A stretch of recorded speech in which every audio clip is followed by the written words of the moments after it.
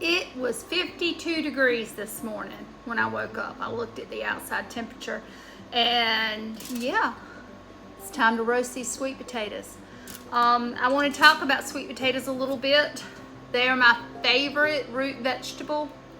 Anytime you find a recipe for pureed pumpkin, you can roast your sweet potatoes and puree them as well and substitute one for the other. Sweet potatoes are best when they're roasted, and we're going to roast some right now. I've just washed these in hot water, just rinsed them and scrubbed off any loose dirt, and I've covered this cookie sheet with aluminum foil and sprayed it with a non-stick coating spray, and I've arranged them towards the center, and we're going to put them in the oven for 400 degrees for an hour, and then we're going to cut the oven off and let it carry over and not open the oven for a couple of hours. A lot of times I do this at nighttime. If I know I'm going to have candied yams, or if I'm going to bake sweet potato pies or something like that, I roast them the night before, cut the oven off before I go to bed, and I just leave them in the next morning, and I'll show you why in just a minute.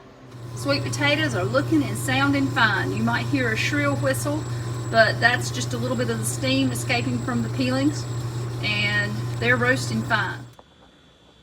And this is my secret to really delicious roasted sweet potatoes.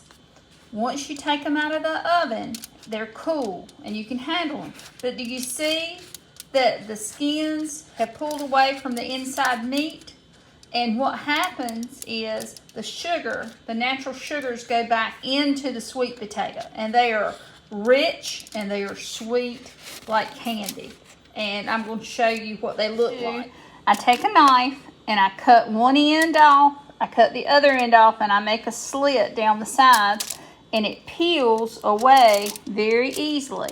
Now, where it bakes on the bottom, you're going to have a little darker spot. That's where the sugar's accumulated, and it's a little darker. You pull the peeling away, and I'm doing this one-handed again, and you're going to see it's a little darker. If you want to, cut it off. If you've got a dog, put the scraps for the ends and the sides and the pieces that you cut off, put those aside for your puppy dog. They will think that's absolute candy. They are perfect sweet potatoes. And what we're going to do is slice them very thinly the long way. And we're going to pan fry these suckers, and I'm going to show you what Mama used to cook for me when I was little for breakfast. And it's still my very favorite thing to this day. To start off with, I'm going to make me a little cinnamon sugar spice blend that has the same 4 ingredients as my stewed apples and things. And I've got this pan heating up on medium heat. Put a pat, probably a tablespoon or a little bit more of butter in it. And those sweet potatoes that I put in there, probably want to cut this down a little bit. If your butter starts browning like that, it's a little too hot. So I cut it back down to 3. You can always go up, but burning it black is not a good thing. So we're pan frying these sweet potatoes. After I finish turning them all over, they will have butter on that bottom side. It's going to be up to the top. So then we're going to sprinkle on some of this sugar mixture. And I'm going to probably add a little bit more butter because the other side has absorbed it. Just want the bottom side to have some too. Put a dot here, a dot there. Dot, dot, dot. Remember that song, Connecta, dot, la, la, la. Oh, back in the day.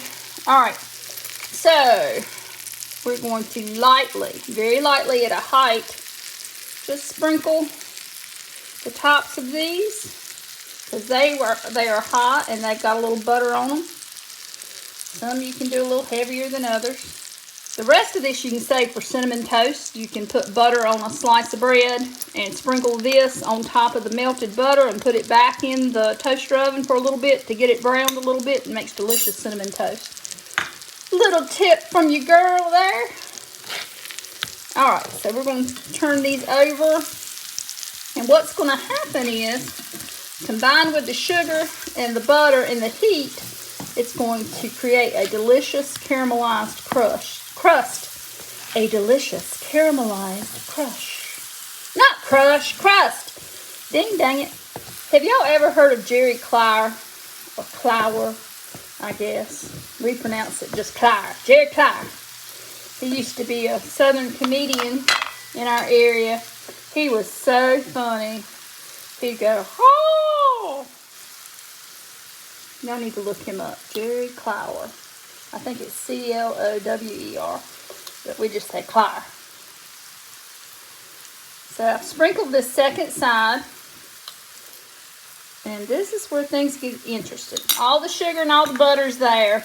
You got the perfect recipe for the perfect deliciousness. And this is just in a medium skillet.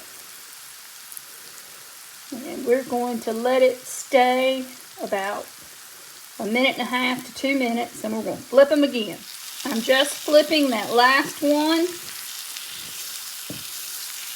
And at this point, if they're not having enough crust, you can choose to do one of two things. You can just let them go like they are, or if you want them a little sweeter, and we'll do half of them with just a little bit more sugar on them. So we're going to flip them one more time, and you're going to start to notice these brown specks. They are the best, most delicious, crunchiest bites of goodness you will ever put in your mouth. You can take them up right now, they'd be fine. But I like mine a little bit darker. It's kind of like, how do you like your roasted marshmallow? This is your preference. You're driving this bus. I'm cooking them to suit me. But I like a little extra crunch on mine.